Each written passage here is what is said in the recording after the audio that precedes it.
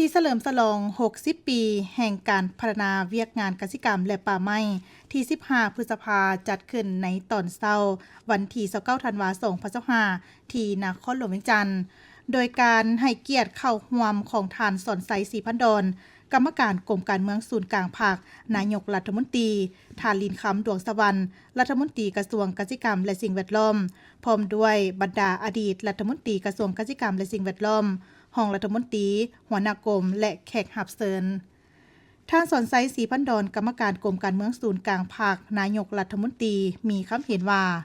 ตลอดระยะ 50 ปีแห่งการเติบใหญ่ขยายตัวและคงตัวของสาธารณรัฐประชาธิปไตยประชาชนลาวผ่านมาภาคและรัฐบาลได้ถือเอาเวียกงานกสิกรรมเป็นแขนงการบริมสิทธิ์สำคัญพิเศษเพื่อเป็นพื้นฐานในการพัฒนาเศรษฐกิจของชาติโดยได้กำหนดว่ากสิกรรมเป็นแนวหบอันดับหนึ่ง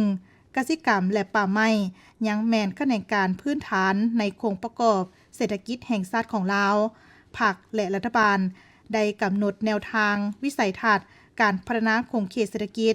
โดยการหันเปลี่ยนเศรษฐกิจธรรมชาติและเครื่องธรรมชาติไปสู่เศรษฐกิจสินค้าหันเปลี่ยนรูปแบบการจัดตั้งการผลิตและการบริการจากสหกรณ์เกษตรแบบร่วมหมู่มาเป็นเศรษฐกิจหัวมือของชาวเกษตรกรโดยหลายรูปแบบและหลายระดับมีการจัดตั้งเป็นกลุ่มและสหกรณ์แบบใหม่พร้อมทั้งมีส่วนร่วมของภาคธุรกิจและผู้ผลิตหลายขึ้นเรื่องการกสิกรรมสามัญไม่เป็นอะไรบอเทียจะเป็นแขนงการผลิตนะแต่ยังเป็นบอลที่มันเหนื่อยเก่ของการปฏิบัติขันเทลพนักงานทหารตำรวจตลอดก่อนชาวเกษตรกรได้พร้อมกันสนใจในการผลิตโดยเฉพาะเพื่อหักประกันเสบียงอาหารเพื่อใส่ที่เป็น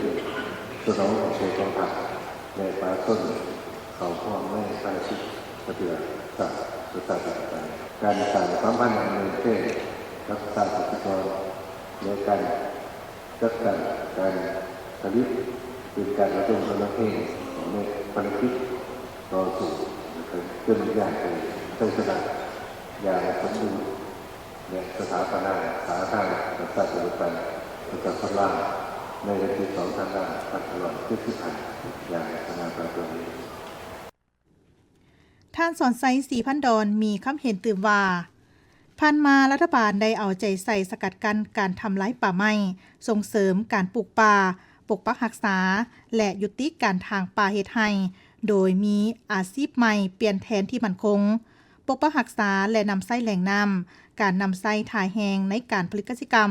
คุ้มครองและนำไส้ที่ดินกสิกรรมให้มีประสิทธิผลโดยกำหนดและแบ่งเขตที่ดินกสิกรรมนำไส้ให้เหมาะสมตามระบบนิเวศของแต่ละเขตแคว้นเปิดกว้างการร่วมมือกับคู่ร่วมพัฒนาและองค์การจัดตั้งสากลอย่างกว้างขวางแก้ไขความทุกข์ยากของประชาชนโดยถือเอาการแก้ไขความทุกข์ยากของครอบครัวเป็นเวียกจุดสุมติดพันกับการพัฒนากสิกรรมสร้างชนบทใหม่และชาวกสิกรใหม่ได้ขยายตัวเป็นก้าว